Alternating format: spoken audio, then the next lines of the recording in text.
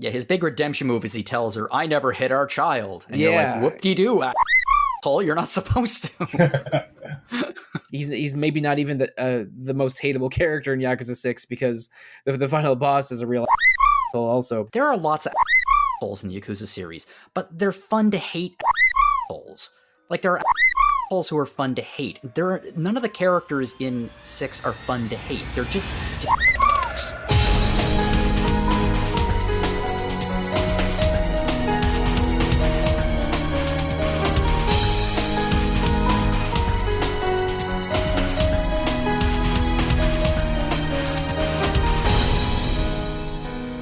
Hello, everyone. Welcome to Rhythm Encounter, episode 104.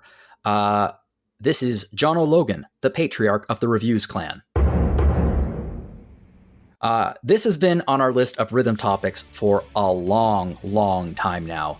As anyone who listens to Random Encounter likely knows, I'm a massive Yakuza / Like a Dragon fan, and this game series has some remarkable music.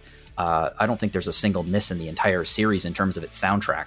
So, in honor of Like a Dragon Ishin coming out last week, we're going to be focusing on some of the music from this series. And I'm not doing it alone, so joining me today are the patriarch of the Retro family, Mike Sollosi.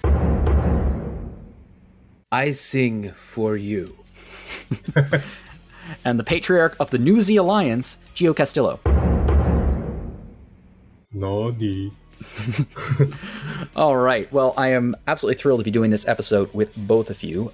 Before we jump in with the music, I'm just curious. Why don't you tell me a little bit of your background with the Yakuza / Like a Dragon series? Maybe starting with what was your first game? Yeah, I'm one of those people who got swept up in the Yakuza 0 hype.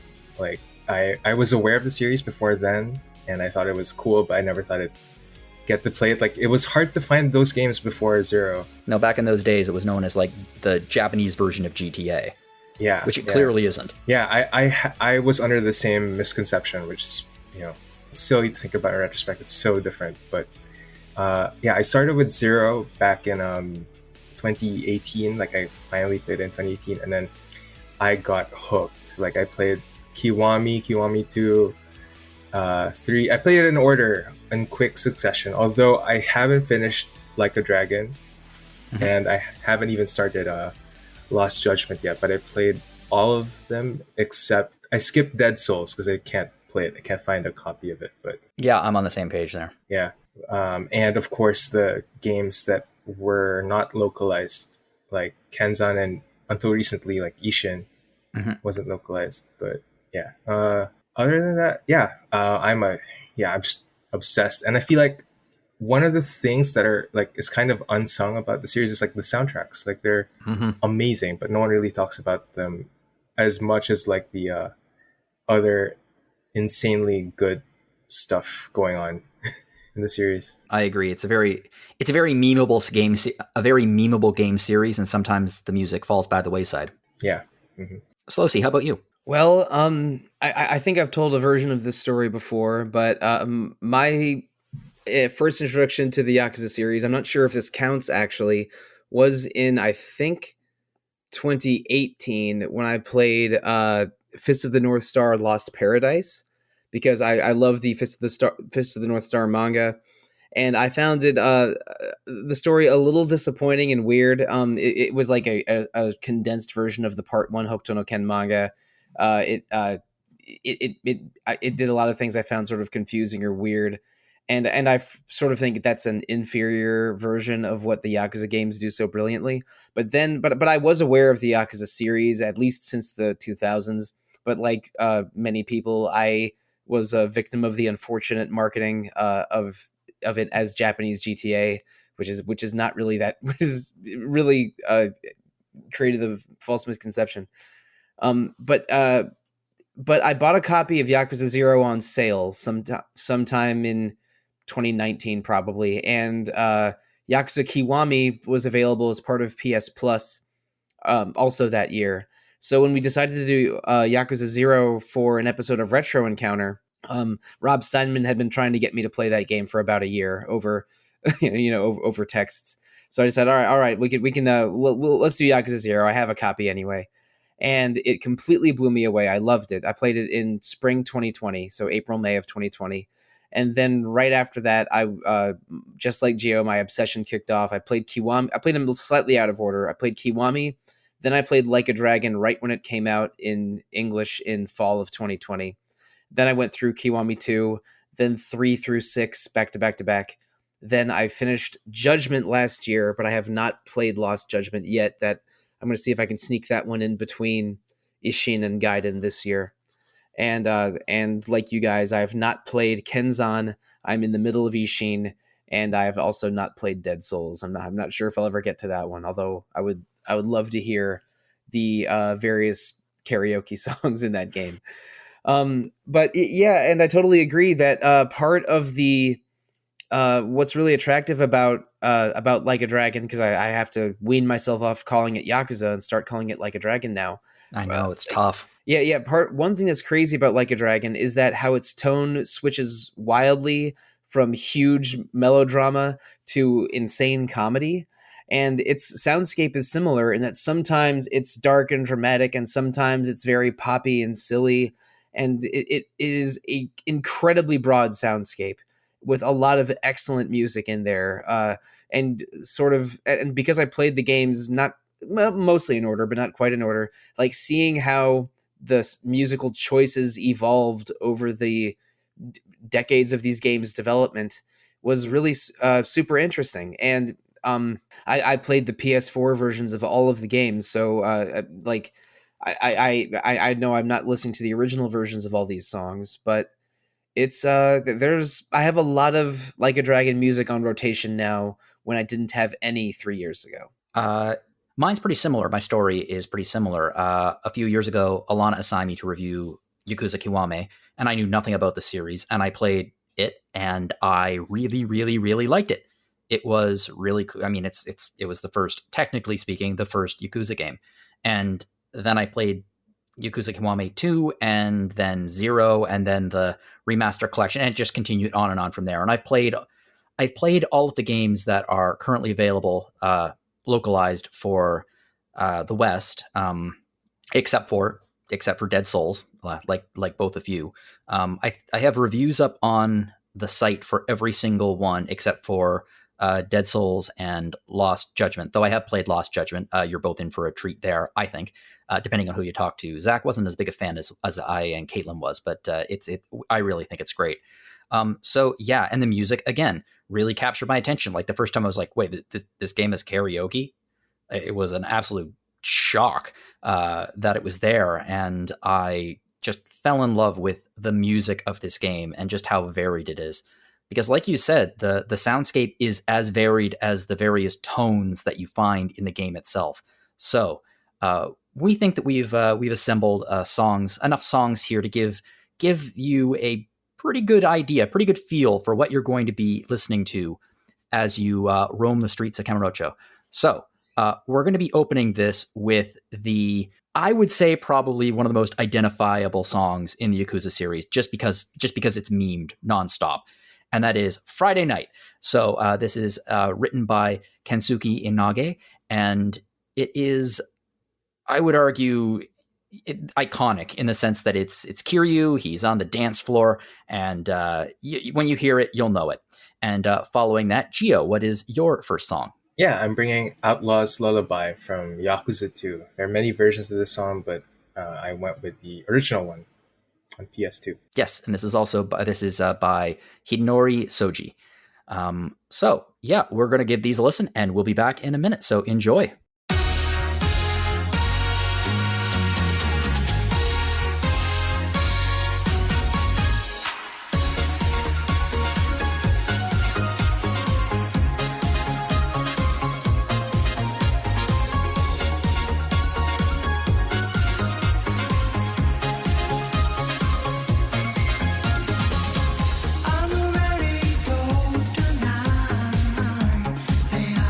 Party online.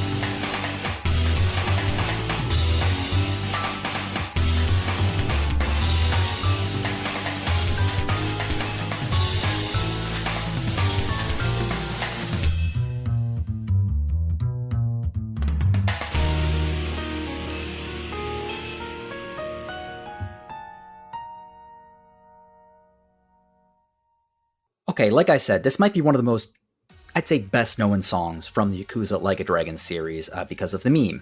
The meme of Kiryu strutting on the dance floor. And I mean, you see it. It was on Twitter every Friday night. It would always be posted it's Friday night, time to celebrate.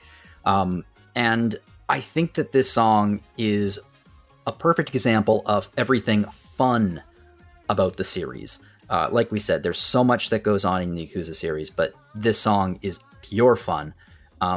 If you're ever curious, every single song that's in Yakuza 0, that's in the karaoke or the disco, almost every song in it has a real world song that inspired it.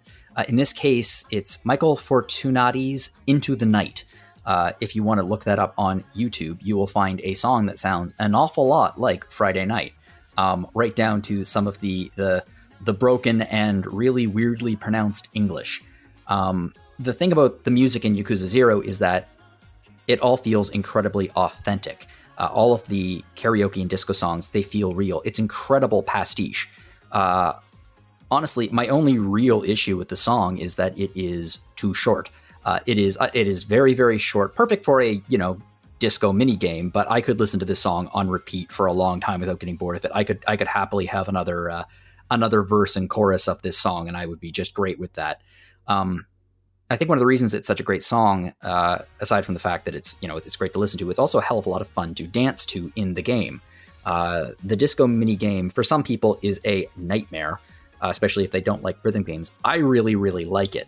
And while it doesn't feel like dancing, moving to the beat and hitting the buttons and everything I find it to be a lot of fun. So I think that this is a perfect example of a Yakuza song. I think it's a perfect example of how Yakuza integrates gameplay with the music. And yeah, I suspect you've heard this tune before if you're listening. And if you haven't, hey, it's Friday night. Enjoy.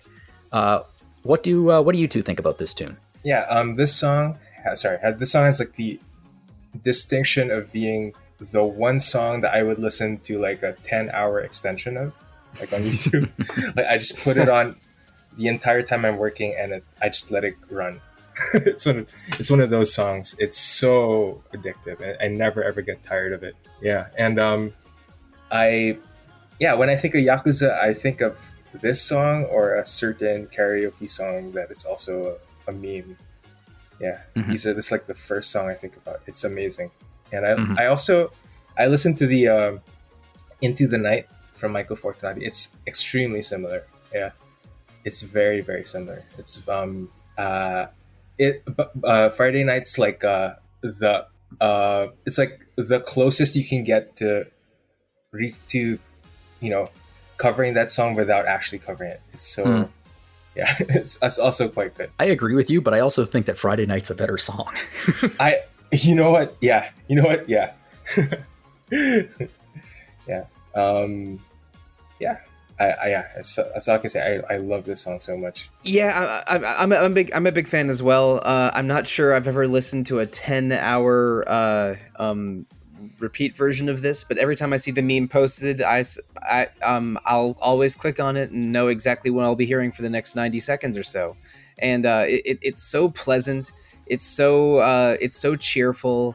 Our social media head Steph made a very, very funny video recut of it a couple Fridays ago. Just look up the RPG fan Twitter or social media feed to find the RPG fan version of Friday Night from. It's really good. Yeah, it's from a Friday in mid-February.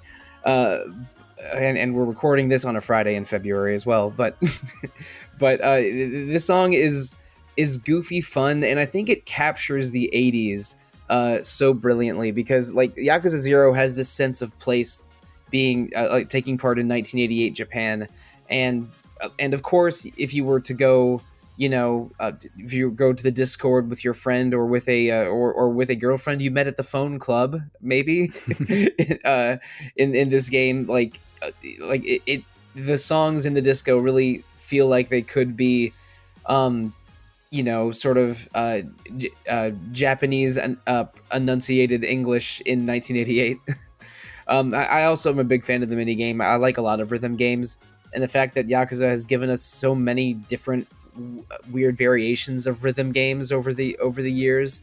It's fun every time they try a new twist on one. It's a little the disco one's a little odd in that you have to follow steps on a grid, but the more busy you make your move in between each step, the more points you score. So it's like once you wrap your head around it, I think it's a lot of fun, but it is very different from sort of follow the bouncing ball kind of karaoke style rhythm games. And it's a little bit harder than most of those. But I love the mini game. I love Yakuza 0. I love the song. And mostly I just love the very incredibly specific sense of place it gives you. Yeah. I love how it so effectively captures like the excess of like bubble era Japan. Mm-hmm. Yeah. For people that don't know, in the 1970s, Japan was a recovering economy, and then for several years in the 80s, it was the second largest in the entire world after the United States. It was like the excesses of 80s Japan are, if anything, a little bit mellowed out in Yakuza 0. It's every bit as wild as the game portrays. But also, I like the horns that go bum bum bum bum bum bum bum bum bum. One of my favorite things about Yakuza 0 is the way they integrate the era into the gameplay. It's not just like, yeah, the game has a ridiculous sense of place. You feel like it's the 1980s, but also your experience, like how you level up, is done with money, which is an ingenious idea that eventually makes leveling up a little trivial once you start making like billions upon billions of yen. But the idea is amazing, and the way that money is treated in this game is just it's hilarious. Such a great game, such a great sense of place, and such a great song. Yeah, to discuss a different Sega game, every time you defeat an enemy, money explodes out of them like if Sonic the Hedgehog lands on some spikes. And that's a good analogy. Yeah. And the fact that everything uses money, from buying things to leveling up to obtaining items, like the fact that everything is driven by money, and you make money incredibly quickly, and you're surrounded by money at all times, it's a different vibe than the other Yakuza games, but it's a deliberate choice by the developers. It's really interesting. It is really interesting. I would be so interested. Obviously, none of us could have this experience, but I kind of wish that I had gotten to play the Yakuza series as it came out and play 0 after 5, because it would have been fascinating to see this version, the 1980s version of Kamurocho, after seeing it for after seeing it like for, what was it, 10 years worth in the modern era, and see how it was way back then. Rather than, I came to it after playing 2 games, so I kind of got that, but not even remotely to the same extent. And yeah, if I had played 5 and 0 close together, instead I played 5 maybe a year or longer after 0, like the way that they reuse assets is not just the setting. Like Wenhai Lee and I think the character Oda they reuse the models of Saejima and Akiyama from 5, and a lot of the martial arts that you use are based on enemy movesets or character movesets from Yakuza 4 and 5. So like the way that they reuse and adapt the work they've done in previous games is really, really fascinating game to game in the Yakuza series. Which is and because they can do that so smartly is why they came up with a game every couple of years instead of a game every 5 years or something. Exactly. No, you're right. The smart way they recycle things, and actually they do it with music too. Yeah. In fact, there's one song in this game that has been reused in multiple entries, and that is Gio's next song. Oh yeah, that amazing segue. I'm bringing Outlaw's Lullaby, aka if Friday Night was like great value Into the Night, although it's a better song than Into the Night, Outlaw's Lullaby kind of at first listen seemed to me like great value Tank from Cowboy Bebop. Oh like yeah, the opening theme, it kind of sounds like it at first. The descending bass that you get it's at the beginning, but it's also at a couple breaks in the middle of the song. Really does sound like Tank from Cowboy Bebop. It's not quite the same notes, but you can hear it. Yeah, but it's its own song. It's not. It's kind of like this slick. I don't really know what instrument that is. It's like a saxophone, like a like it's a really unique battle theme among Yakuza battle themes. Like a lot of Yakuza battle themes tend to go for like the hard rock metal route. This one is like more of like a jazz. Jazz. Yeah, it's freeform jazz. Yeah, freeform jazz. It defines Sotenbori for me. Like it's when I listen to the song, I think of Sotenbori.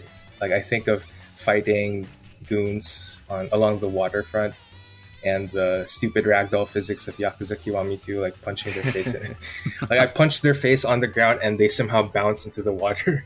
Like it's so funny. And yeah. Oh, early Dragon Engine.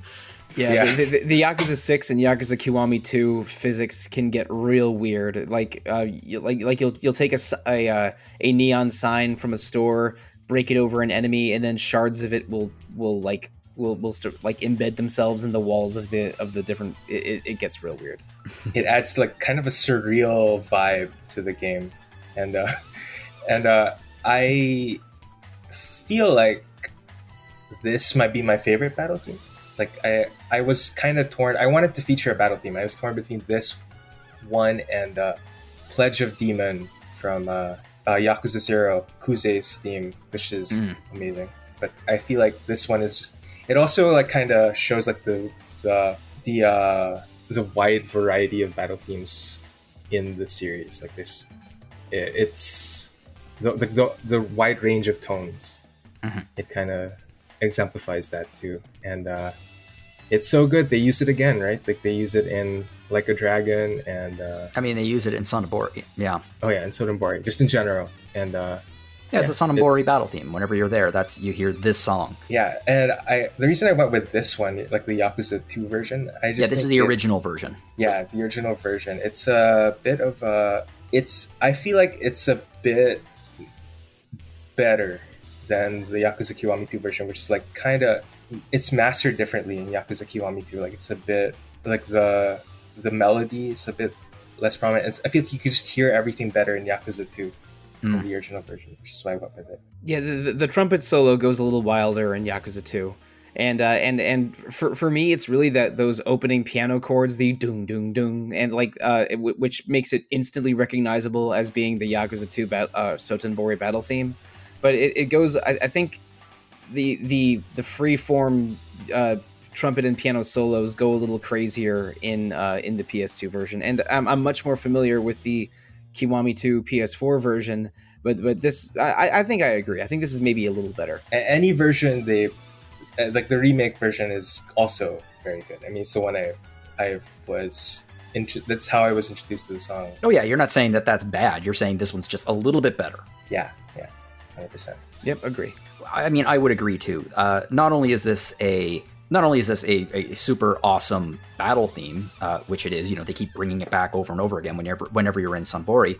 It's one of the best general battle themes in the entire series. It has an incredible beat, and most importantly for me, it's fun. There's something insanely fun about this song, and I think that fun translates over to the combat. Because it can be a little bit boring especially around the end of the game when you're really maxed out and you've perfected your Tiger Drop. Just the punks that are walking up to you on the street and you're like, these guys are idiots. Surely they would have had to have heard about Kiryu by now. I think the music being this energetic keeps the combat moving and keeps it fun.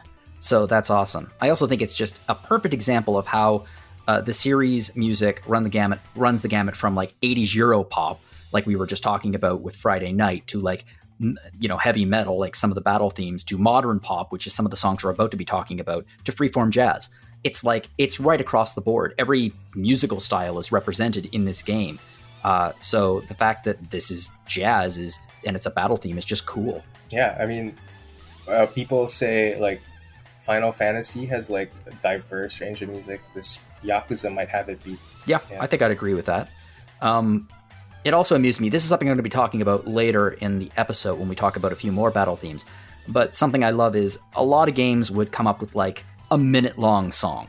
And it might be catchy and it might be fun and it might be, blood driving, but it's going to be about a minute and they'll just loop it. Whereas with Yakuza, most of the battle themes are anywhere from like 3 to 5 to 6 minutes. And it keeps things alive and moving and fresh, and it's very difficult to get bored of the themes because they're really long. There's a lot of content there. Yeah.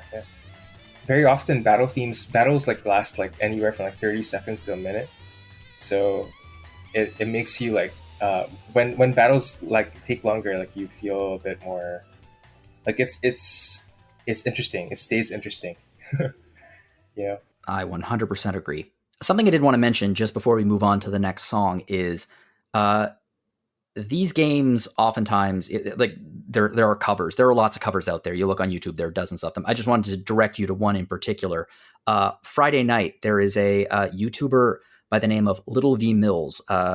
He does a lot of like heavy metal covers of some songs. He does a lot of heavy metal covers of Yakuza songs, and he has a killer version of Friday Night on YouTube. So it's Yakuza 0 Friday Night Little V cover. I would check that out because it's really, really cool. I follow Little V Mills on YouTube. He does a lot of heavy metal and injects a lot of comedy into it. He a month or two ago he did that Swedish club song Ding Dong Song, a heavy metal version of that. Caramella Dawson by Gunther. What? Oh no, I okay, never mind. I didn't hear that. I thought he did a cover of Caramella Dawson a few years ago. He did that as well. Yes, but no. Caramel Dawson and Ding Dong Song are different Scandinavian comedy pop songs, but he did heavy metal covers of both of them, and I think for both of them he was dressed in a schoolgirl outfit. So yeah, understandable that you might mix them up. Possibly, and also I have to say that your description of him doing that is very Yakuza sounding. Yeah, it's got a lot of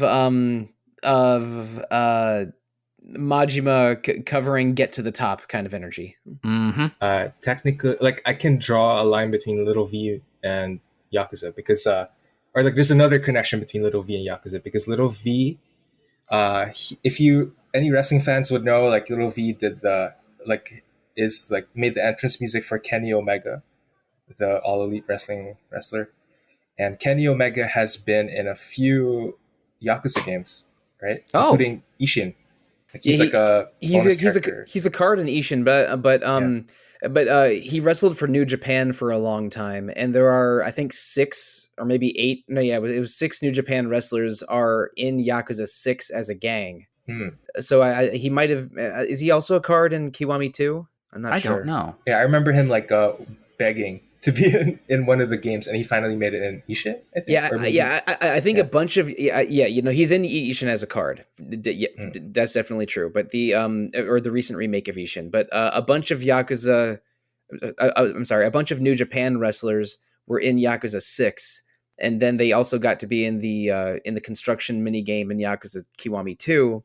And I think from knowing some of those guys, like Kazuchika Okada and others, Kenny Omega really wanted to be in a Yakuza game, and it finally happened with Ishin. Yeah, this game does cameos really well, in ways that don't actually feel pandering in a lot of cases. It just fits. It does just fit.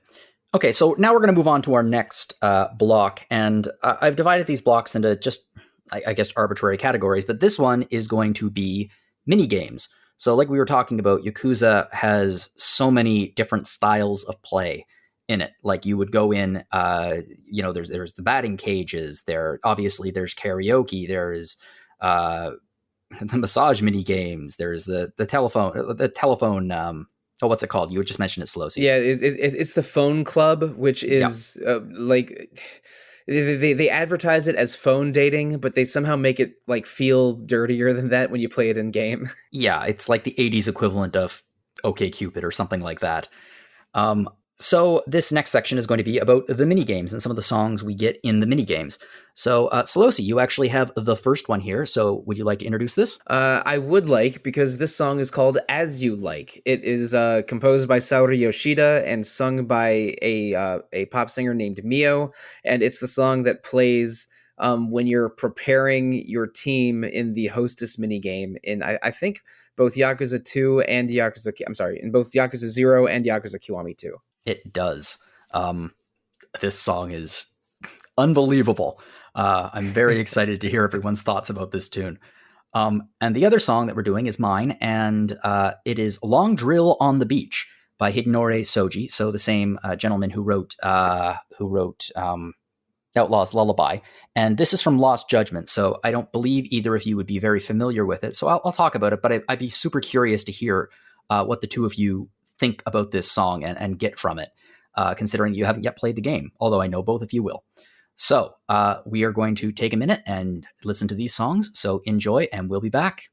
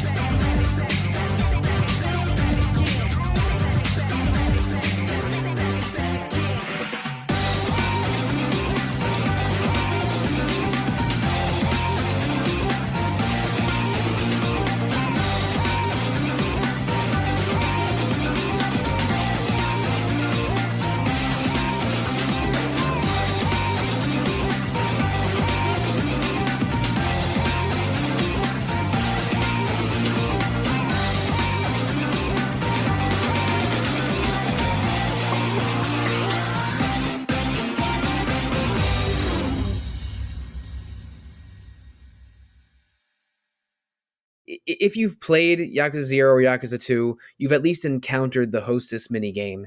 And all the Yakuza games have some kind of interaction with Hostess clubs or Hostess bars, but in those two games, they make it an entire business sim where you're trying to make this a hostess club that's fallen on hard times, financially solvent, and to do that you recruit women to be hostesses, which are basically entertainers that are sort of temporary companions for mostly men, but people of all sexes, joining the hostess bar. And at first you might be concerned that it's anti-feminist or sexist, but the games really try to portray it as women sort of empowering themselves by demonstrating confidence and prowess in these clubs. But really, it's almost like having a Pokemon minigame, because you're trying to catch them all, meeting women around Sotenbori, because both of them are in Sotenbori, in Kiwami 2 and 0. Like sometimes you'll help a woman in a mini game, and she'll join your hostess club as a prize, and then you level them up and develop their focusing stats. They're not all young 25-year-old ingenues. One of the best hostesses in both games is an 80-year-old woman who has extremely high talk and funny stats. It sounds completely unhinged hearing me describe it, but if you game. Yeah, right. But if you play it and you also realize this is maybe the best way to make a lot of money in both of the games it's in, it's incredibly addicting and fun, and it makes you want to go out and find all the ladies in Sotenbori so they can all join your club. And oh god, one of the best hostesses in Yakuza 0 is the disco queen of Sotenbori, and you have to defeat her in a dance contest for her to join you. But I think you have to beat her in Disco Queen and not Friday Night. I think. But the another good song though. No. Koi no Disco Queen is a great disco minigame song from Yakuza 0.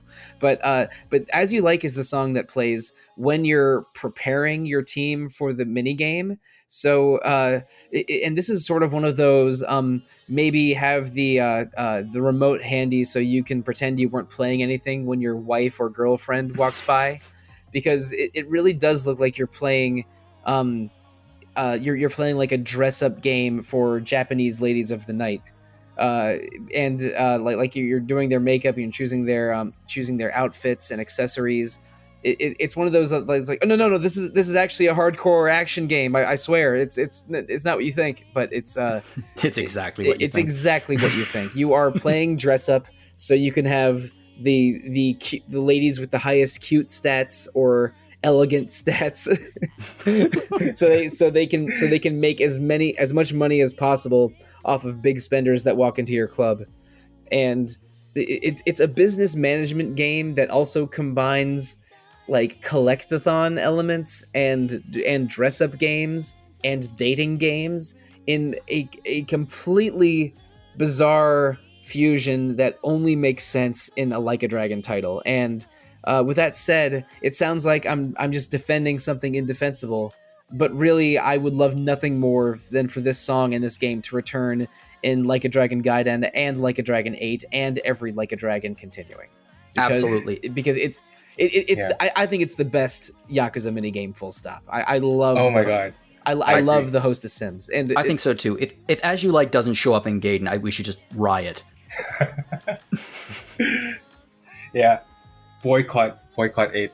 Nothing would make me boycott 8, I'm afraid. I'm kidding. Okay, that's not true. There are some things that would make me boycott 8, but certainly not that. But I would be annoyed. It would be a missed opportunity, I think. Yeah, they confirmed that the Hostess minigame is coming back for Gaiden. Yes, they did, but they didn't specify which one. There's a couple of them. Yeah, the Hostess stuff in Yakuza 3 and 4 I think is awful. It's not fun at all.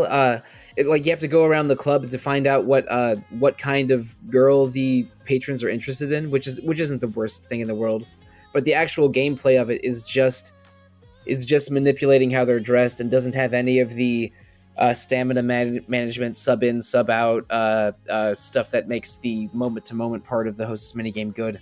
Mm-hmm. And most importantly, it doesn't have As You Like, which is again, the iconic song that I associate with the minigame. The quintessential host song. And we're talking about how the Yakuza soundtracks explore genre a lot. This is basically a sort of a romantic R&B song that is, like, it seems a little incongruous until you experience it in the moment, at which point it will never leave your brain ever. Oh, it's so catchy. And it comes out of absolutely nowhere, too. Like, even if you're playing the Hostess minigame, you're like, okay, what's going on here? I wanna be... And you're just like, whoa, okay. Say I'm good girl. Oh, it's so good. It's so good. Another reason why I love this song and love this game is because I associate it with I would argue, one of the most popular supporting characters of it, which is Yuki. When they announced that Yuki was replacing one of the proprietary actors in the Ishin remake, people were so happy. Yuki is a fan favorite. For very good reason. And I haven't played the original Ishin, obviously, but I cannot possibly imagine that whoever it was could have done a better job than the actor playing Yuki, because it works so well. We might talk about this in a later podcast, but I mean, from my interactions with the Yakuza community, people were a little bit upset when they replaced Hanpeita's actor, but people were overjoyed when they replaced Orio's actress with Yuki, because people love Yuki. For a very good reason. Yuki is precious, as both Kiryu and Majima believe. Oh yeah, like, she is the one person that no harm can ever come to her, because the two greatest badasses in Sotenbori would come for their blood. I'm trying to remember Yakuza Kiwami 2. She comes back, right? She becomes like the proprietor of the cabaret club. Yeah, she's in her early 40s instead of her mid 20s. But she's sort of the boss of the club instead of the number one hostess.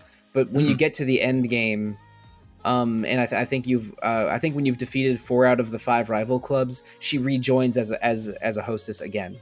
But she's diamond ranked and not platinum ranked, so her stats are crazy high, but you don't get to change her outfit or accessories. And why do I know this? Well, even though it's a crazy dress up hostess game, it's because it's that good, and I metagamed the hell out of it.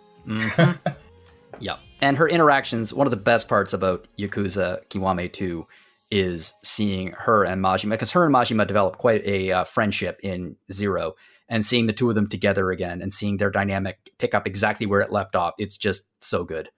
Yeah, I have some thoughts on Yuki that we will share in a future podcast as well. But this song, it seems like an out of place R&B song in this referring to Yakuza 0 80s game full of disco and hard rock and other things. But it is an indelible Yakuza minigame song to me. So when we were doing a Yakuza episode, it's like, all right, I have to pick at least one minigame song, and I keep going back to As You Like, but so I guess I have to pick it. Yeah, it's iconic. It really is. And it's only one of many iconic songs in this series. One song that is not quite as iconic, but I really, really like it, is in a game that neither one of you have played yet, which is, it's in Lost Judgment. It's called Long Drill on the Beach. And Lost Judgment might not have the words Yakuza or Like a Dragon in the title, but I mean, it's a Yakuza game. And you can tell this from the crazy number of side activities and mini games that are in it. There is just as much in the Judgment series as there is in the Yakuza or Like a Dragon titles, with the exception there's never been any karaoke, weirdly. It's definitely because it's too expensive getting Takon to do karaoke. The actor that plays Yagami is a very well-known pop star in Japan, and getting any musical performance by him would be hugely expensive. So they use his likeness. Yeah, they use his likeness, and he gives a complete voice performance, which is cool. But he was like one of the front men of the most popular boy band in Japan of the 90s and early 2000s. That would be quite a get if they could get him for karaoke in the third game, if there is a third game. But so this song, Long Drill on the Beach, this comes from one of the major sub-stories of the game called School Stories. So Yagami, the main character in this, the protagonist, who's a private detective, he's on a case in this high school, and he is trying to investigate. And to investigate, he goes undercover as a student advisor. So he kind of becomes a student advisor to a variety of different clubs, like the mystery club, the robotics club, and the dance club. You become the advisor of the dance club because of your movement abilities. Yagami can't dance, but they're like, wow, you can really move because he can fight. So you start moving in and taking your fight training and moving it into a dance direction. And your job in this fairly expansive sub-story is to help the girls band together and learn life lessons and then win the local high school dance club championship. And then to get to the championship level, you need to keep working on a song over and over until all the girls know the steps and it's perfected. And then you have to perform it on stage. So it's kind of a combination of a variety of mini games from the Yakuza series, including the disco mini game and one that we'll be talking about in a little while, which is the idol mini game. There's 4 songs in total in the game, each one with its own dance, and you have to, it's a rhythm game, so you need to learn exactly the rhythm and get used to it and get as close as you can. But this song really caught my ear and my eye when I first played the game. First off, Yagami looks real sharp in a suit, and the dance club looks even sharper in their suits. It's a super addictive song. The dance that goes with it, like these aren't just, they're fully choreographed dances. These aren't like the Yakuza 0 disco where there's a kind of predetermined little moves that are done repeatedly. Like this is a full dance, and the dance rocks. It's really, really genuinely good choreo. I don't know if the actor playing Yagami can actually dance like this, but the character model sure can, and it rocks. Like it lots of really quick moves. It ends with him going into the splits. It's really, really fun. And also this, before I played Lost Judgment, I kind of fell in. One of my favorite videos ever is a group called the, I think it's the Tomika Dance Club. They're a high school dance club in Japan. They did a dance called the Bubbly Dance. It's a music video set to Dancing Hero Eat You Up, which is the song that inspired Disco Queen in Yakuza 0. And it's like the most Yakuza 0 thing you will probably see outside of Yakuza 0 if you find it. And these kids are unbelievably good. So their music video for that was awesome, and I watched the crap out of it. So when this mini game came along, I was like, oh, it's just like that. And it is. Apparently this is a big thing in Japan. So yeah, I really like this song. I really enjoyed this mini game. It's the school stories. I think both of you will really like it. It's a really interesting take on the sub-story structure of Yakuza. So without having any context and just seeing the video, what do both of you make of this? Well, my first thought was, oh, they're all dressed like the Axe Gang from Kung Fu Hustle and Drunken Master 2. But yeah, it's a hugely energetic song. I love just the brass that thumps with the sort of, it punctuates it with some staccato brass. The percussion's very aggressive and fun. Like it's the kind of dance that you sort of stomp to and not glide to. It's not a light feathery song. It's one with big steps and a lot of energy. The dance itself and the video that you shared with us is hugely entertaining. It made me immediately check out all the other 3 songs in the dance minigame, and made me feel a little bit less bad that neither of the Judgment games have karaoke in them. But I've heard that the being the faculty advisor of student clubs that's a cool way to incorporate mini games into Lost Judgment, and also makes you what's the right way to say this? It's cool that it's able to give each of the school club side quests like a connected story. That has a little bit more structure than find the same person standing in the same part of the street every week. And generally speaking, I haven't played this, but I've heard that people like the dance club minigame and they hate the robotics minigame. Yeah, that's my experience. Yeah. Okay.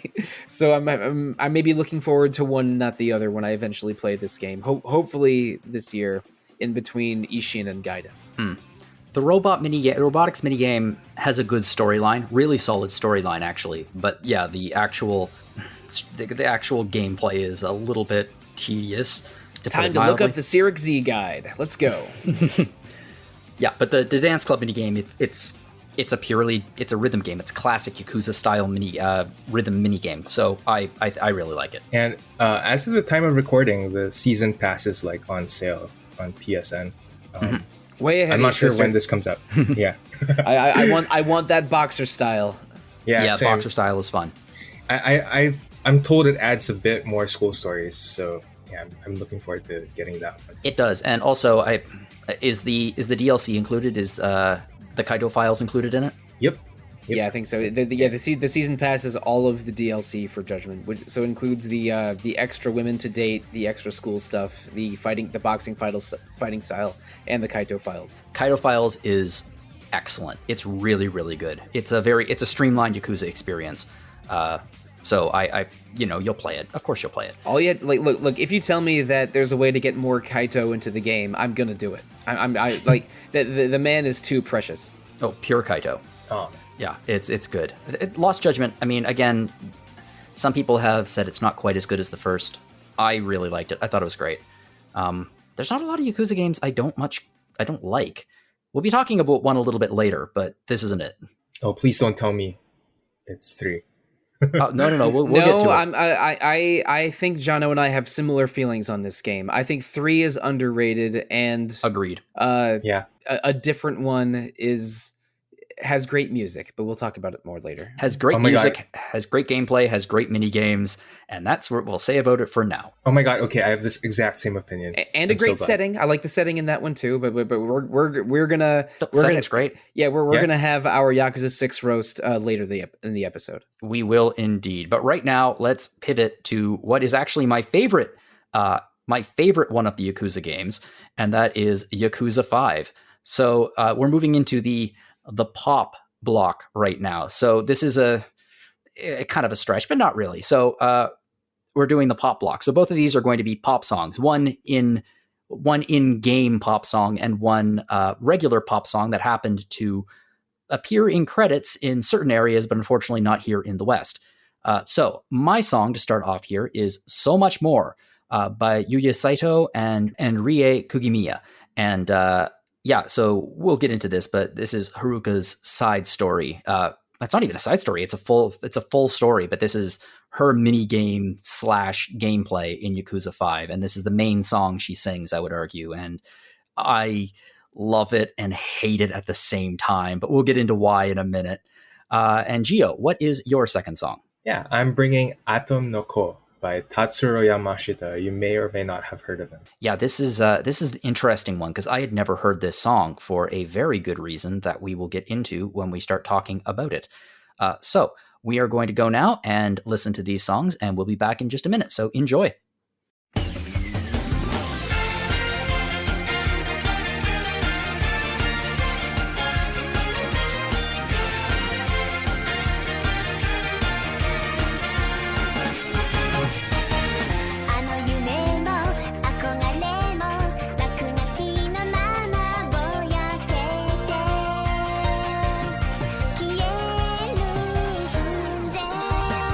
これがいいのこれでいいの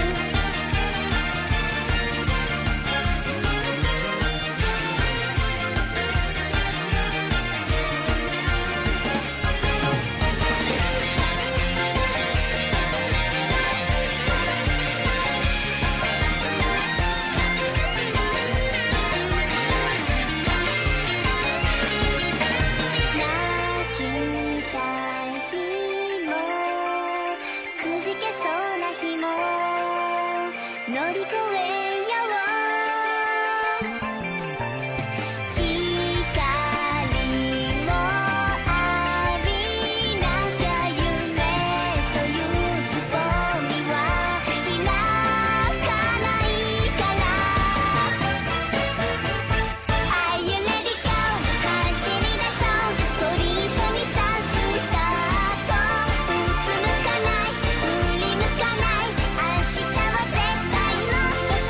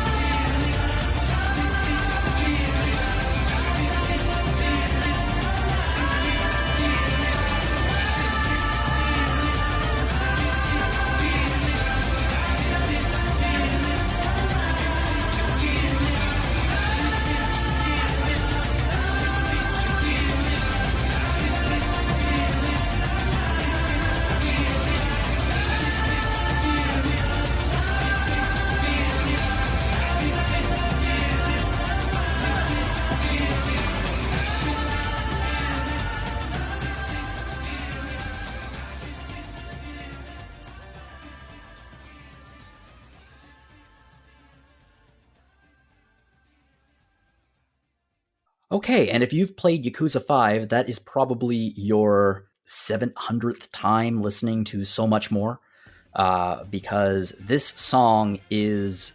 if Yakuza's iconic weapon is... if Kiryu's iconic weapon is a bicycle, then So Much More is definitely Haruka's. At the beginning of the third part of Yakuza 5, you take a break from all of the combat, and the game essentially becomes an idol simulator. Haruka is the protagonist, and your task in this is to win a reality show called the Princess League against a pop duo called T-Set. Now, at the very beginning of this section, you're in a rehearsal hall, and you are learning the dance to So Much More. And you will learn the dance, and it's really, really a catchy tune, and you're going to start hearing it, and you're going to really start liking it. And then you actually might eventually get to the stage of loving it.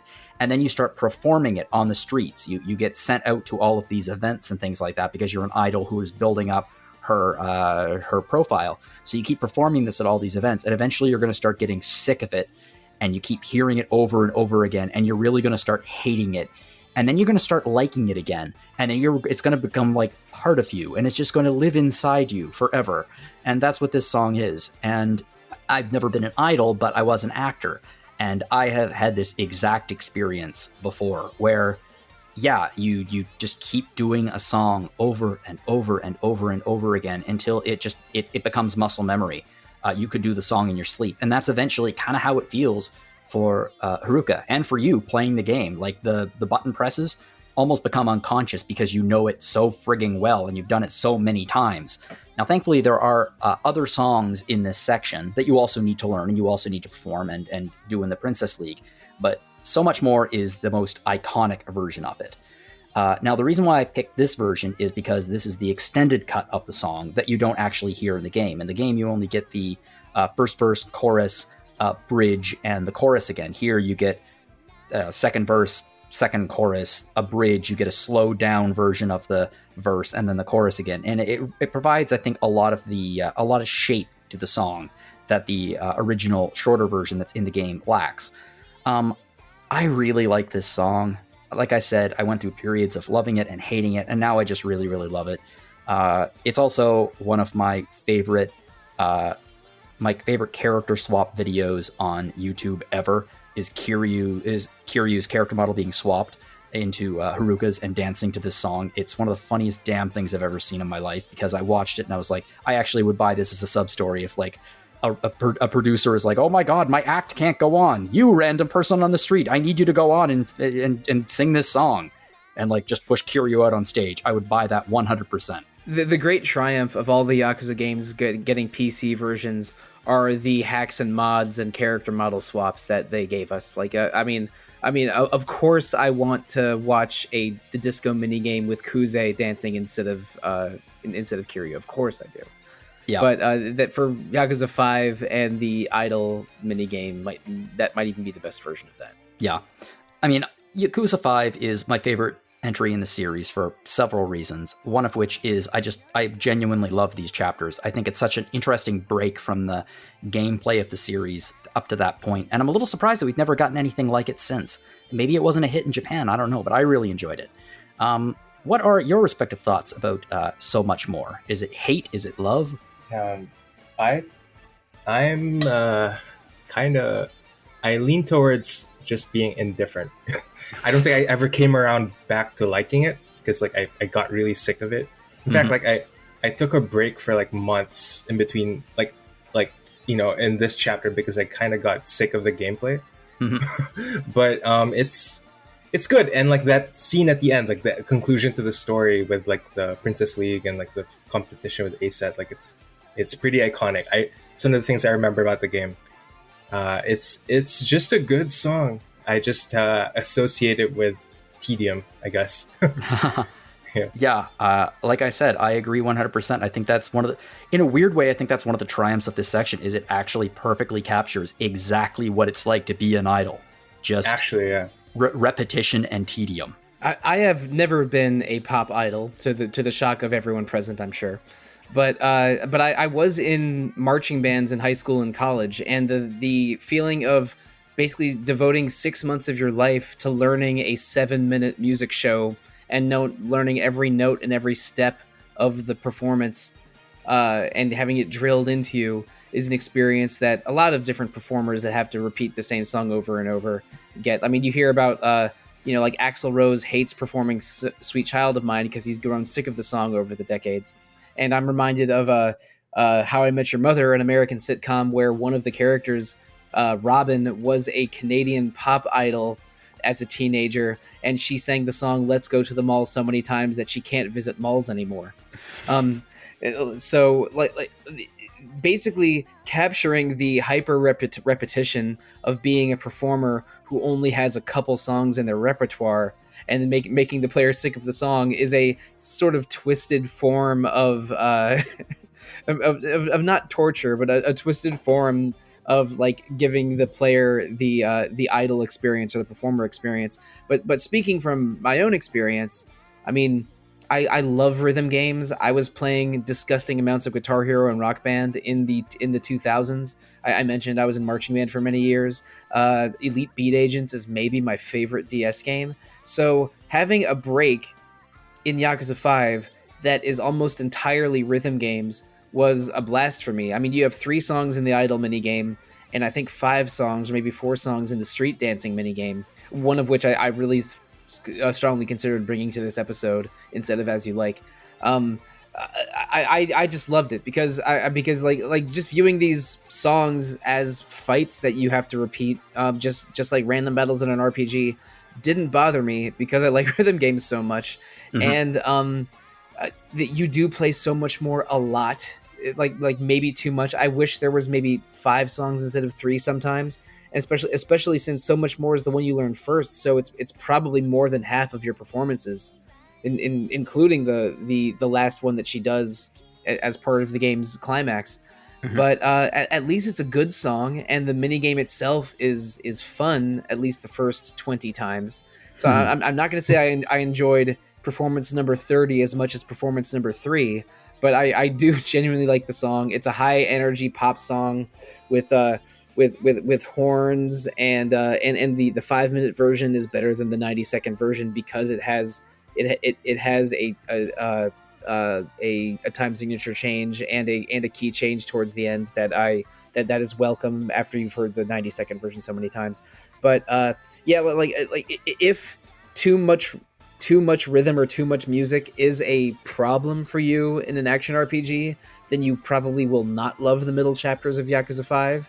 But if that's a part of the series that you love, then maybe it might be your favorite part of Yakuza 5. And I'm that's not exactly my feelings on it, but I lean towards the latter. I think Yakuza 5 is one of the best Yakuza games, and the Haruka chapters are really, really good.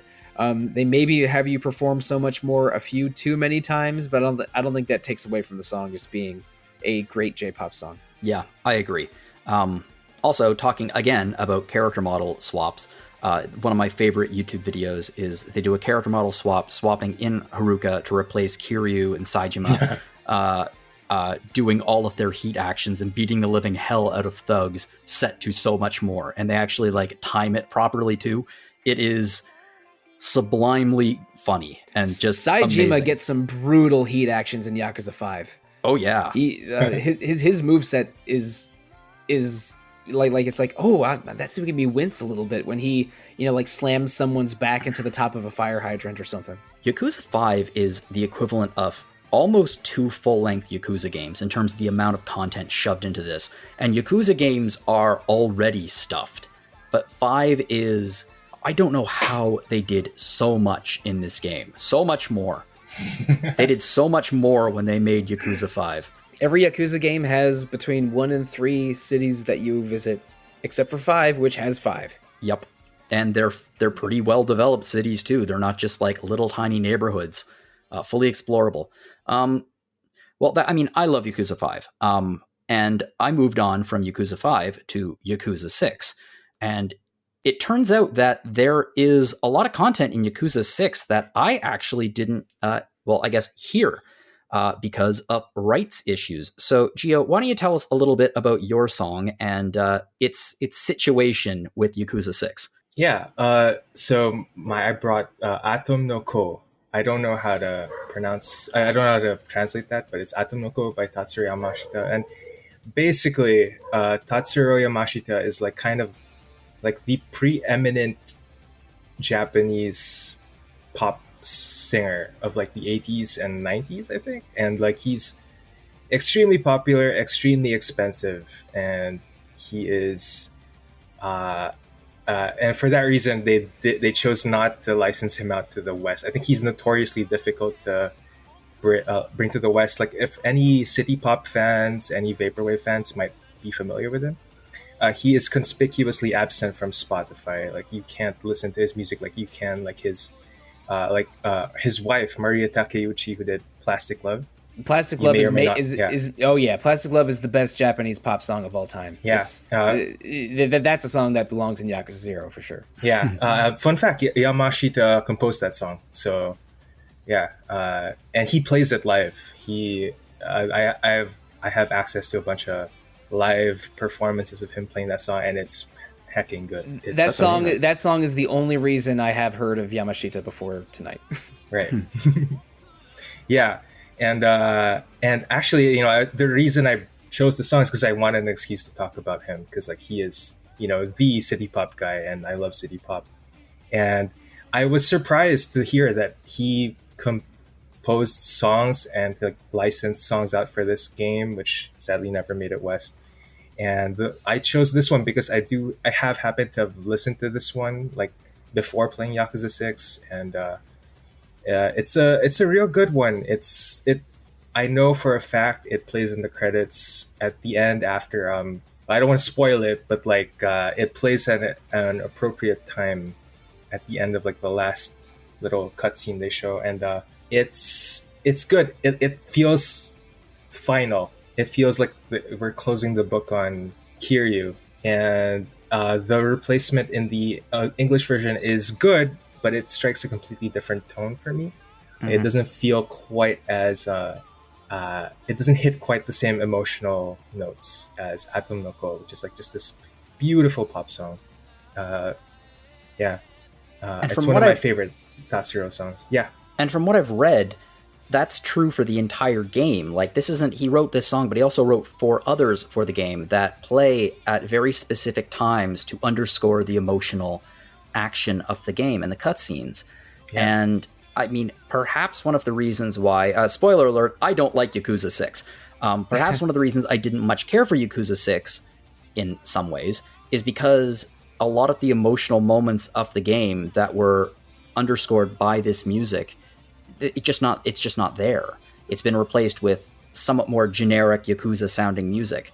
So they've removed the emotional core of the scenes because they didn't put in they didn't want to pay the rights. And I mean, apparently songs being cut from the localizations of Yakuza games is a bit of a tradition for the series, but I think it might have really, really hurt Yakuza 6. Yeah, it's a big disappointment. I the only reason I'm familiar with Yamashita at all is because Plastic Love is like the best Japanese pop song, and it became very, very popular and widely shared in the late 2010s. So I've only known that song for, let's say, 4 or 5 years. But the discovery that the writer of Plastic Love had a bunch of songs in Yakuza 6 that got cut is a huge disappointment. And my problems with Yakuza 6 are more than just the music. I mean, I'll talk about it a little bit. I'll talk about it a little bit later this episode. But the game has great side quests. The city that they have you explore is awesome. Some of the cutscenes and ideas are really compelling, but just specific story and character moments, I think are undercuts the wrong word. I think it's a great showcase of the Dragon Engine, especially for its first game, of what the Dragon Engine can do, and that's kind of how I like to think about Yakuza 6 as a tech demo. Yeah. There's some things about Yakuza 6 I love, other things that knock it way down my rankings of the Yakuza games. And I think I probably would like it more if it had its full soundscape in the Western version. But alas, I only played the PS4 version translated into English. So it's a bit of a bummer we don't get this very, very nice song, which has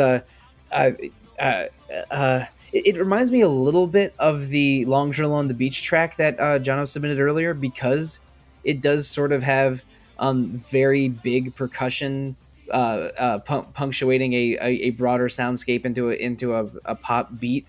But the singing is also just lovely in it, and yeah, I wish this was in the version of the game I played. It's an exceptionally cool song, and I mean, I agree with you, Gio. The music that, from what I've seen, replaced it's fine, it's good, but it's very different, very, very different, and because of that, it's going to leave you on a very different note. Yeah, and that's kind of a shame. That's, at the very least, I wish they had picked music that at least tried to approach the feeling of this song, but they didn't. They went a very different direction with it. and I mean, I guess it's hard. It's hard to replace a Tatsuro Yamashita song, I think. So I don't envy the composers who had to, replace that song. But yeah, it's just a shame. Maybe they were afraid to replace it with something that kind of sounded like it, because as we've seen from other songs on this thing, these folks are masters of the pastiche. Like, they can create a song that sounds damn near identical to the original. Maybe they were worried they might get sued. yeah, and I think they did their best. Like, it sounds fine. Like, I actually do like the replacements. Okay, so we're going to move from a song that closes a chapter of the Yakuza series, and we're going to be moving to a block that closes this podcast. This block I like to call, I'm calling the boss block for two reasons. One, it's going to be featuring two songs from boss characters, and two, it's the boss block because it's all Sollosi. So, Sollosi, why don't you take this one?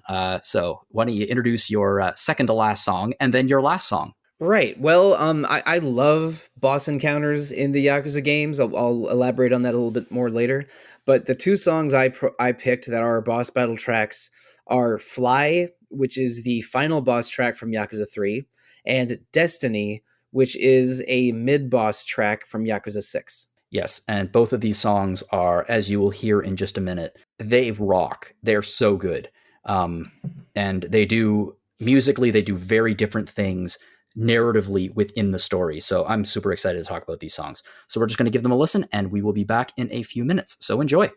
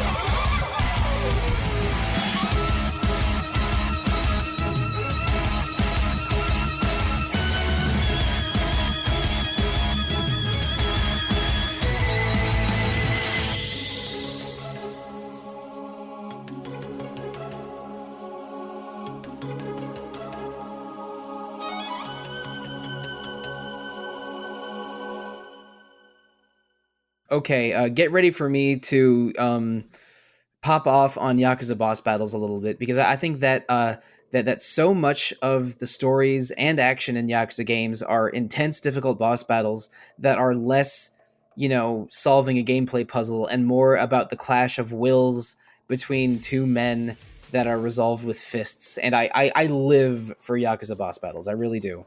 And the first Yakuza track I brought to any episode of Rhythm Encounter was Scattered Moment from Yakuza Kiwami 2. That was probably a year or 2 years ago. And I love that final boss track. But I've decided to bring the final boss track from Yakuza 3, Fly, to this because it's a song that just screams 2000s Yakuza to me. The sort of canned like percussion in it is a little bit Devil May Cry 3, and the different guitar phrases that are passed between each other are just like the exact kind of hard butt rock that I associate with all of the Yakuza, the first 5 or 6 Yakuza games. So I love how it's multiple different phrases. So no matter where the song ends or how long the boss fight takes, you're gonna be taken on a musical journey, and it'll be able to resolve itself in an interesting way, because the Yakuza games always have songs sort of flowing into each other, and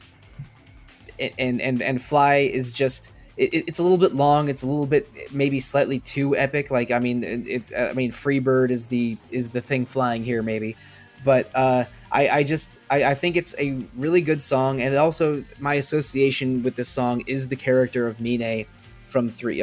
Minor spoilers for Yakuza 3, but one of the 3 badasses that you meet near the beginning is the final boss. He's a character that's kind of an anti-Kiryu because he also grew up an orphan and grew up wanting to be a powerful gangster in his own way. But while Kiryu had the support system of a father figure in Kazama and the best friend in Nishikiyama,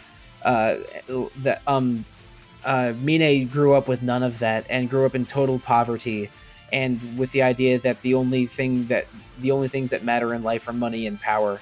So he became this ruthless gangster who was extremely good at raising a lot of money and being a great fighter. But when he joins the Tojo clan and the character Daigo, Dojima treats him with so much respect, Mine becomes a loyal person with true empathy until Daigo is almost taken away from him, in which case he sort of shows his worst side and becomes an absolute ruthless character and final boss of Yakuza 3. I could talk about Mine and Kiryu and Dojima and comparing them all for probably a full other podcast, but I won't. Instead, I will just say that I think that Mine's character is really sort of well constructed to be a foil for Kiryu, and this song just rules. But if you want to hear another version of Fly, there's one that I don't know if it has an official translation yet, but it's amusingly titled Soar on YouTube, SOAR, Soar.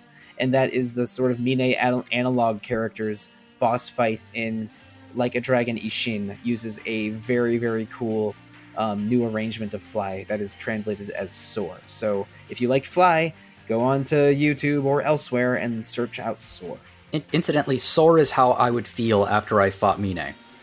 Because it's a brutal fight. It's a rough one. And Yakuza 3 is, I think, unfairly a popular answer for the worst of the Yakuza games, or let's say if you were to have 0 through 7 on PS4, Yakuza 3 ranks near the bottom of a lot of people's lists. I think that's really unfair, because I think that the character work and writing in Yakuza 3 is maybe the best of the first 4 Yakuza games. I love the sub-stories. I love how different characters are written. I think it's like my favorite version of what's his name? Who's Kiryu's detective buddy? Right? Oh no, Date. Yeah, Date. I think Date's storyline in 3 is the best Date storyline, and I love the character Rikiya. You can't think of Rikiya without screaming Rikiya. Mm-hmm. But I love the story in Yakuza 3. The combat's a little bit weird and turtly, and you have to use the triangle button to guard break a lot, but it's it's just not the combat's not as good as 0 or 5 or Kiwami 1, which is I don't think a total disaster. But the music is great, and I think Mine is one of the great villains of the Yakuza series. So yeah, I think Yakuza 3 is unfairly maligned, and I prefer it to definitely 4 and 6. Yeah. Yeah. Yakuza 3 for me is a weird game. I loved it. I really enjoyed it when I first played it, partially because at that point I was starving for Yakuza. And then the remaster collection came out and I was like, oh yeah, the good stuff. I agree with you that bosses block a lot and it can be a little bit frustrating. The fight mechanics, that's the funny thing. When you're coming at it from the perspective of playing Kiwami 2 0, yeah, it's a big step back, but in terms of its actual release coming out after Yakuza 2, it was a massive step forward in terms of the fighting mechanics, and certainly a massive step forward in terms of the storytelling. Mine is, I think, one of the best, and I would put this in quotations, villains in Yakuza history, because he is absolutely brutal. Like, he slaps a child at one point, but his motivations are in a really bizarre way, certainly through his eyes. They're pure. And then there are moments where he really does redeem himself. And I think the character is just incredible. I would argue that, and I don't necessarily mean this in a romantic sense, but he completely falls in love with Diego. He's in love with him. And I might say in a romantic sense. I think that's an interpretation that can be be there. But romantic or not, I think the word love is the right word for that. Yeah, I think he sort of grew up respecting nobody, but then has so much love and respect for Daigo, in the events leading up to Yakuza 3, that when Daigo is goes into a coma and almost dies, Mine snaps a little bit and we see the worst of him.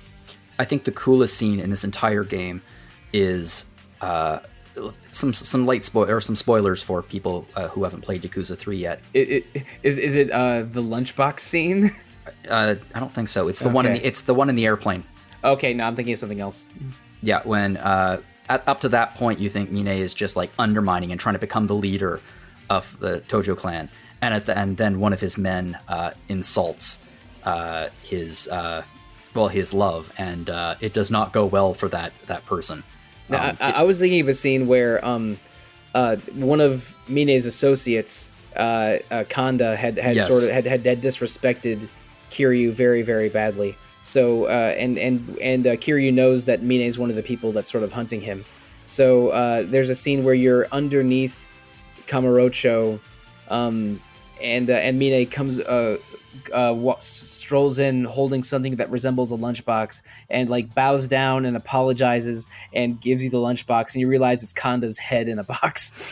It's like, oh geez, this guy's a mofo. But it's hardcore. Yeah, he's Mine's totally ruthless, but his arc is sort of an anti-Kiryu in a different way that Ryuji Goda from Yakuza 2 is an anti-Kiryu.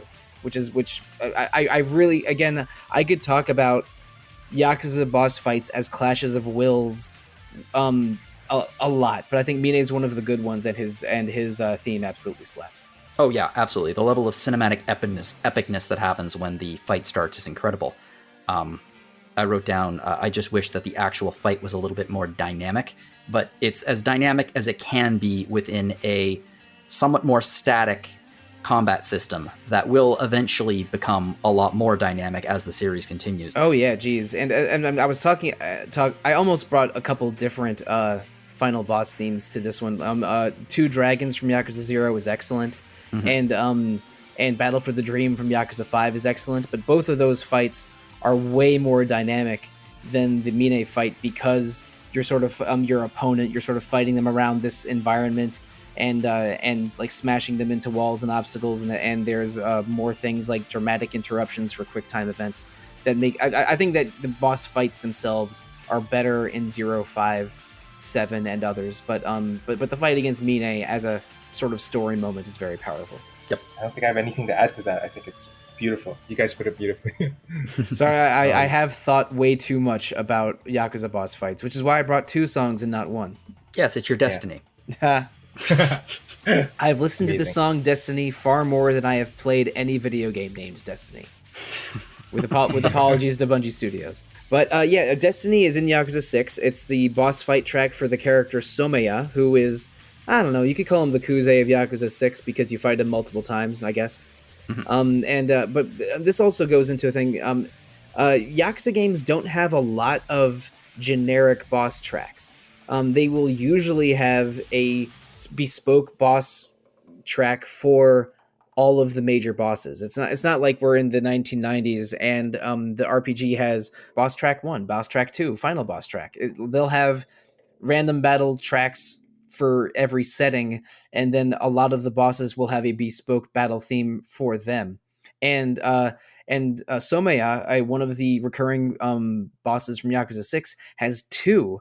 The first one is called Bloodstained Philosophy, which is just an amazing combination of 2 English words. And the second one is Destiny. I think the Destiny track's a little bit, they're both good, but I like Destiny more, mostly because the violin in it is so dope. The song's very epic. It has echoing drums, like a full orchestra, but then a solo violin that's played sort of throughout the song, sometimes over electric guitar. There's sort of some interludes in the middle where it's just a violin solo with some just huge drums, like giving you a in the going along with it. That's maybe my favorite part of the whole song. But I think that if you compare Fly to Destiny, they're about 9 or 10 years apart in terms of when their games came out, but they sort of represent the growth of Yakuza music, because Fly is sort of hard rock. I compared it to Devil May Cry music, which is, a very specific thing I love when I was 20 years old in the 2000s. but Destiny is like this. It's orchestral. Yakuza 6 has a lot more electronic music than the previous several Yakuza games. It goes through a wider range of tones and instrumentation than the very guitar and drum heavy soundtracks of older Yakuza games like Yakuza 3. And so Destiny, Fly sounds like a lot of Yakuza games, but Destiny really does not sound like it belongs in Yakuza's 1 through 5 because Yakuza music evolved so much over those years. And in Yakuza 7, which does resemble Yakuza 6 quite a bit in its soundscape, has way more dubstep and way more and a lot of electronic music is similar to 6. But I think that Yakuza 6, not my favorite Yakuza game by a long shot, but it has a really excellent soundtrack, and Destiny is one of the better songs in it. But I mean, one thing I don't like about Yakuza 6 is that I think some of the characters the story tries to redeem them, but I sort of don't want them to be redeemed. Someya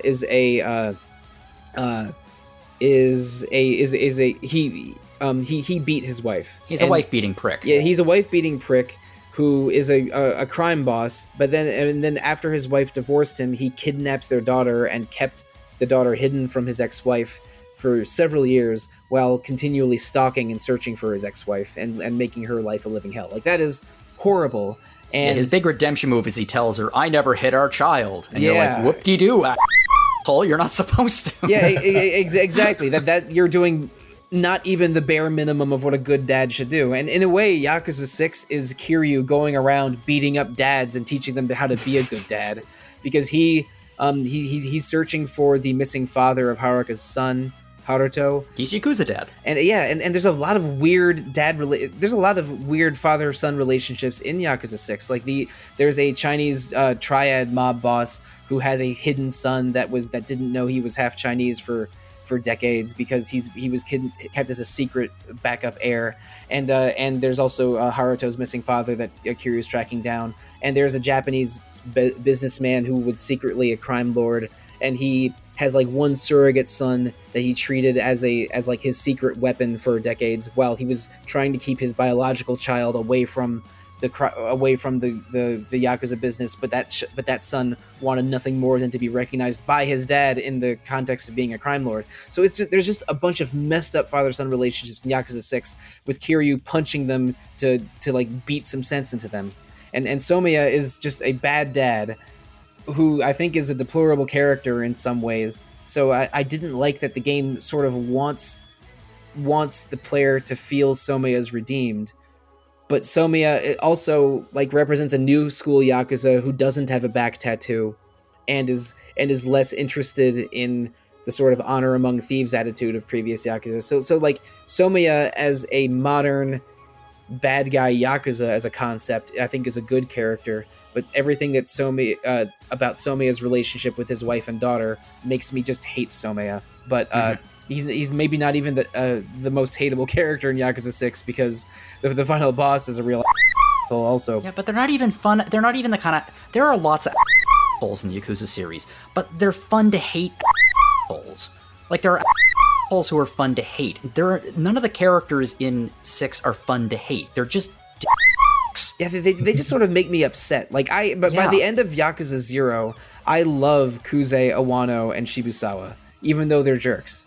And their boss fights are good. But at the end of Yakuza 6, I am like Someya and the final boss are two people that just make me upset. It's like I just don't want them on my television screen anymore. A really, really great villain is a villain that you have empathy for in spite of yourself, and you don't want to, but you do. You empathize with them, or at least you understand their point of view. In this game, they're just so bad, and they do things that are so terrible. And they try to go for the Yakuza redemption, and I don't think it quite works. In terms of this song, it's interesting because Someya is fighting for the life of his ex-wife, and you don't know this yet. So he is fighting tooth and nail for the life of someone who, in his own messed up way, he loves. So Kiryu, it's a really great reveal because Kiryu, by winning, loses, which is, destiny in a nutshell. See, I agree with you. I think that this is a really cool evolution of where the Yakuza series went with its music, because you can still hear elements of the type of song that like Fly, like that type of song. There are elements of it here, but the addition of the strings, and especially the violin, really drives home the epicness of the song that screams destiny. And Yakuza 6, the Song of Life, which, my God, no matter what you think about the game or the themes in the game, and I have a lot to think about it, the bottom line, it's about the future that we leave for those who come next. And I feel like this song is an incredible musical example of that theme. It's what comes next. It feels very future-facing, and I really like it. It's not even the last boss theme in the game, which is even more impressive. Yeah, for this episode, I went in with a very specific plan of I'm going to bring one song from a minigame, one final boss track, and one other boss track. Like I almost brought in Kuze's theme, Pledge of the Demon, instead of Destiny, and I almost brought in Battle for the Dream from Yakuza 5 instead of Fly. But I settled on these two because they're so good and Yakuza music is so good. But I was spoiled for choice because Yakuza boss battles I think are just so crucial to why I love this series. And Fly and Destiny are both bangers. Yeah, there's nothing like seeing the name card of the name of the boss and their position just before the fight starts. Such a great way to set up a good boss battle. Yeah, but I mean, going back to what you're saying, how a good villain, you sort of you're pumped to defeat them, but you also sort of respect them at the end. I think that's totally true of Nishikiyama in Yakuza 1 and Goda in Yakuza 2 and Mine in Yakuza 3. I don't feel that way about most of the bosses in Yakuza 6 because they're at the end of Yakuza 6, I didn't feel like I respected my opponents the way I do in most of the Yakuza games. Yeah, there are like villains in Yakuza games who are I'm going to need a lot of chocobos in this episode, who are the assholes, but they're the assholes that, you see and you see get theirs in the end. But here it's like the assholes are kind of like the main villains, and it's not as fun, if that makes sense. There's nothing fun about this game in terms of the story. Yeah. Yakuza 6 does so many things very well, including Onomichi, which is the town you visit, and the music and a lot of the side content. But The villains in the main story just ain't it. No, it's the most fun game that I've ever played. I'm gonna offer like a slight dissenting opinion because I feel like the Somea redemption arc kind of worked on me, in that I don't hate Somea, but I do feel like what he did is a bit way more egregious. I think like it's a bit more vicious, like the way he hurt his wife and stuff, and how much of a total he is in general. But by the end, like with him, like a spoiler alert, like, you know, stabbing himself to save his wife and stuff, like, I felt kind of bad for him in a way. Just not to an extent like I felt bad for Mine or Nishikiyama. Yeah, I know what you mean. But yeah. It is a redemption arc, and that's what they're doing here. And like, he sacrifices himself in the end for his ex-wife. I just found their relationship to be really creepy, like right from their first kiss, really creepy. Yeah, it's I don't know. I struggled to feel for Somaya by the end game. I've already talked about that plenty. There's also a domestic violence plot point in Yakuza 5 that made me dislike a certain character more than I did before, which is one of the things I don't like much about Yakuza 5. But maybe it's because I wish this series didn't hand-wave domestic violence the way they have a couple times. I mean, unfortunately, the Yakuza Like a Dragon series hand-waves a lot. There's some casual misogyny that we don't need to go into in a deep way in this episode. But casual misogyny, casual homophobia, casual transphobia, casual lots of things that are eventually...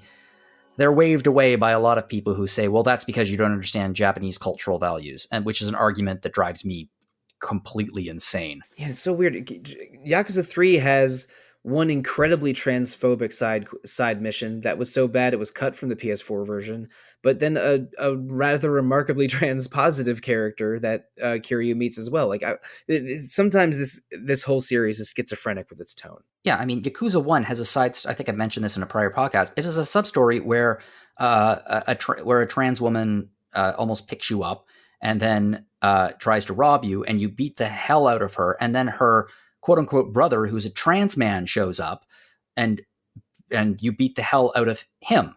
And like, at that point, no matter which way you're coming from, the concept of Kiryu doesn't beat up women sort of doesn't apply at that point, really, because whether or not you're transphobic or not, he beat up one of them in that scenario. Yeah, or maybe the writer views neither of them as women, which is just awful. So, like, again, there is casual homophobia, transphobia, and misogyny in the Yakuza series that you have to overlook a little bit, or at least acknowledge and accept, like we're doing now. And has been getting better, I think, yes. as cultural values have changed in Japan. And there have been, like in Yakuza, was it Yakuza 3? There was a sub-story where a trans woman chases you around town, yes, and you're running away from her, and they removed it. Yeah, there are two side stories involving trans women in Yakuza 3. One of them one's chasing you around town, and it's pretty awful. And the other one is Kiryu meets a trans woman at a bar who's portrayed by a real Japanese trans celebrity, and she sort of explains to Kiryu what her journey has been like as a trans person, which is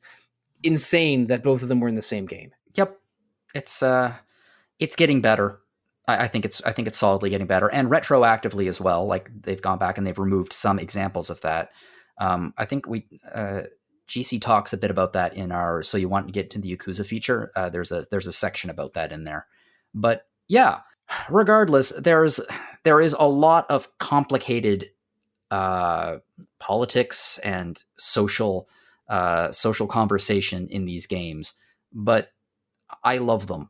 I just love them so much. It's one of my favorite series. I can't believe it's the kind of series that I've only played for the last 4 years, and I can't believe it's only been 4 years. I can't believe that I haven't loved this series since I was a kid. That's how much it means to me.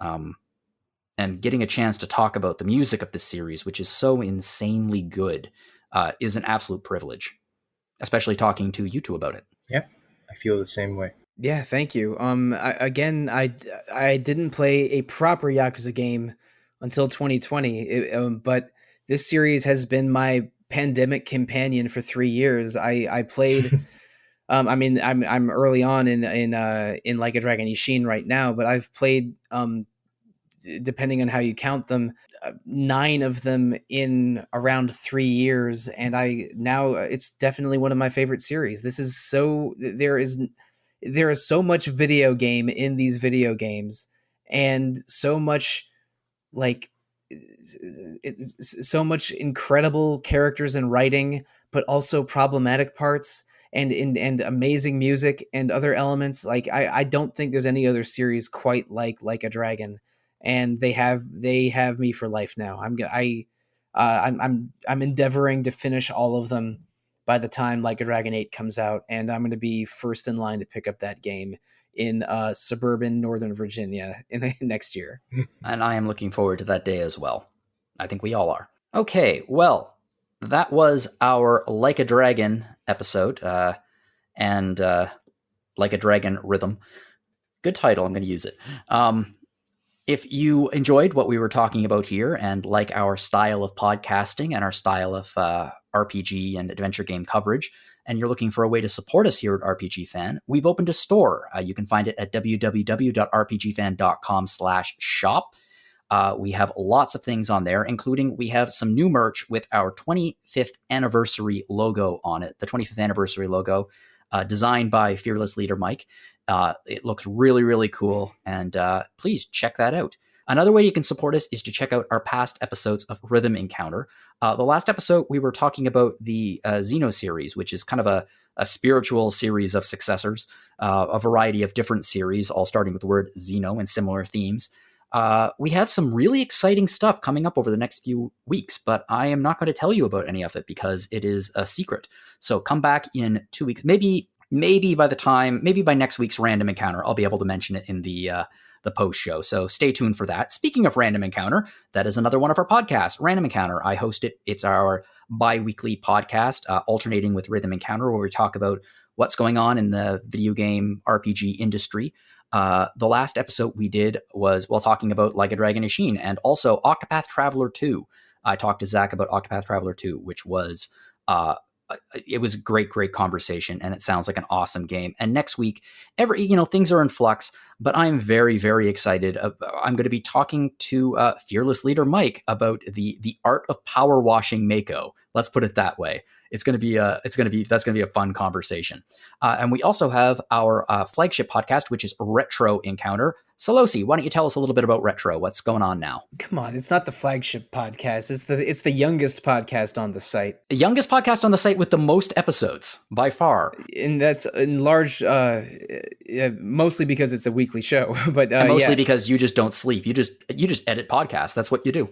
Yeah, although I haven't been quite as good about editing podcasts in 2023 as I have been in past years. But yes, Retro Encounter is RPG Fan's weekly show. It typically goes up every Thursday. And in March, I'm not sure exactly how many of these have aired yet, but we have an episode on our Most Wanted RPG remakes soon. We have an episode on farming games that I think went up already by now. We're doing 2 episodes on Like a Dragon Ishin. Oh, what a coincidence.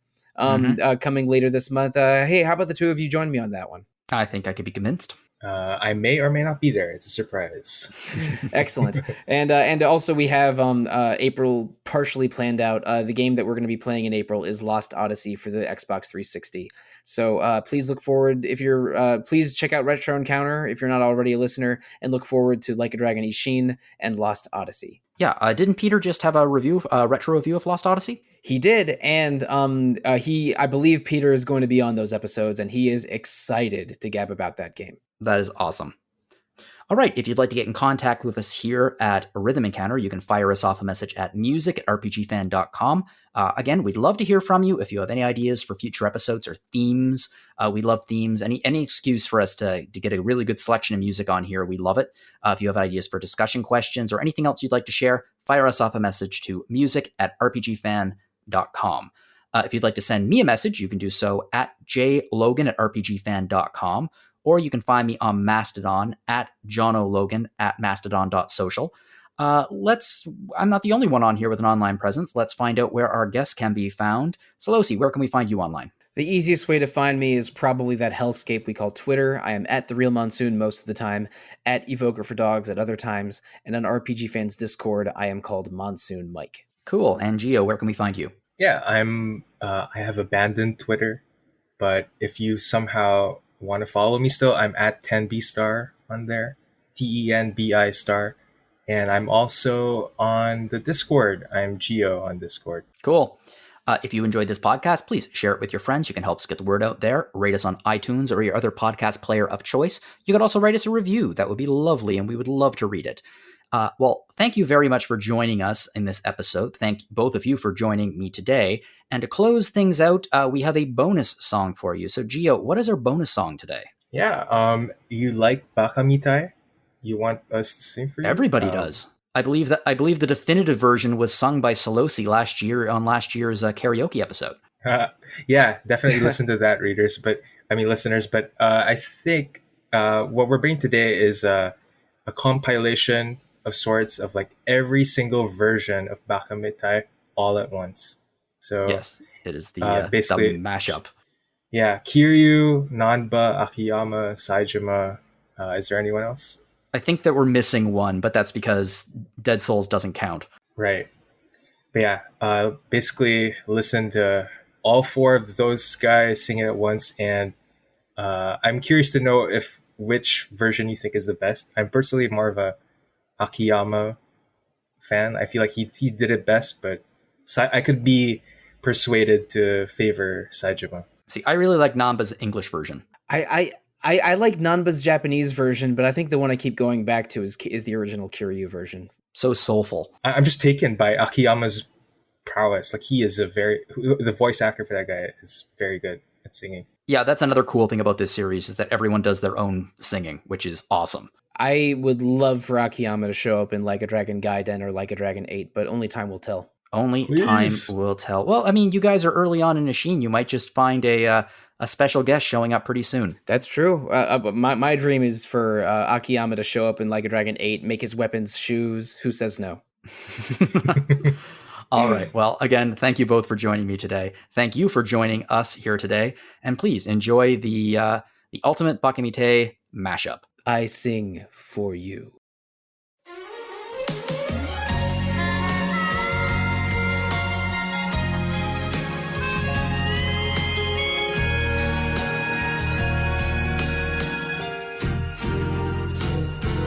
バカみたい子供なのね夢を追って傷ついて嘘が下手なくせに笑えない笑顔を見せた I love you もろくに言わない口下手でほんまに不器用なのにどうしてさよならは言えたのダメだねダメよダメなのよあんたが好きで好きすぎてどれだけ強いを避けても歪まない思い出がバカみたい